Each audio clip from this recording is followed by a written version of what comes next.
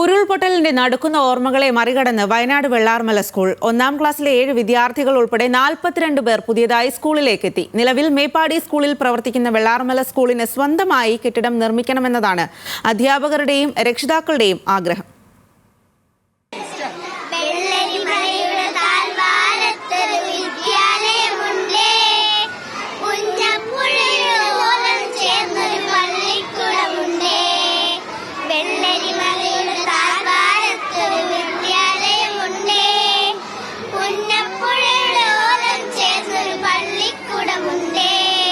ഇനി നമ്മൾ ഉയരങ്ങളിലേക്ക് കുതിച്ചുയരുക, പറന്നുയരുക, അത്രേ ഉള്ളൂ.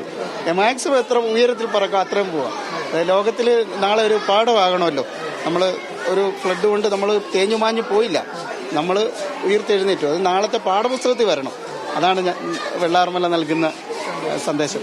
പുതിയ അധ്യയന വർഷത്തിൽ പുത്തൻ പ്രതീക്ഷകളുമായി വെള്ളാർമല സ്കൂളിലും അതിജീവനത്തിന്റെ പ്രവേശനോത്സവം.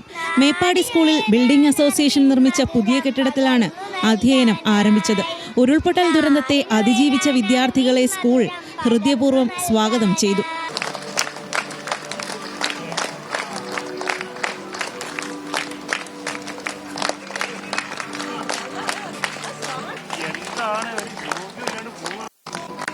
ഒന്നാം ക്ലാസ്സിലെ 7 വിദ്യാർത്ഥികളടക്കം 400ഓളം വിദ്യാർത്ഥികളാണ് വെള്ളാർമല സ്കൂളിൽ പഠിക്കുന്നത്. പുതുതായി നിർമ്മിച്ച 8 ക്ലാസ് മുറികളിലാണ് അധ്യയനം.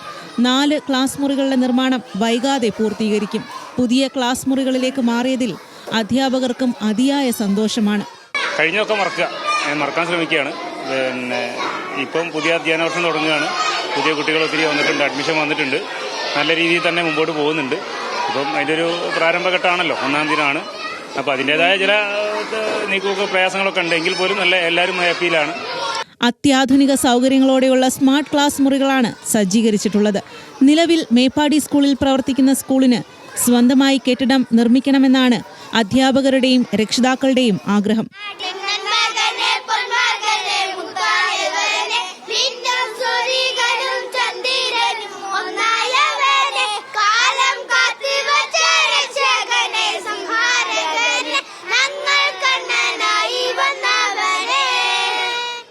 ന്യൂസ് മലയാളം, വയനാട്.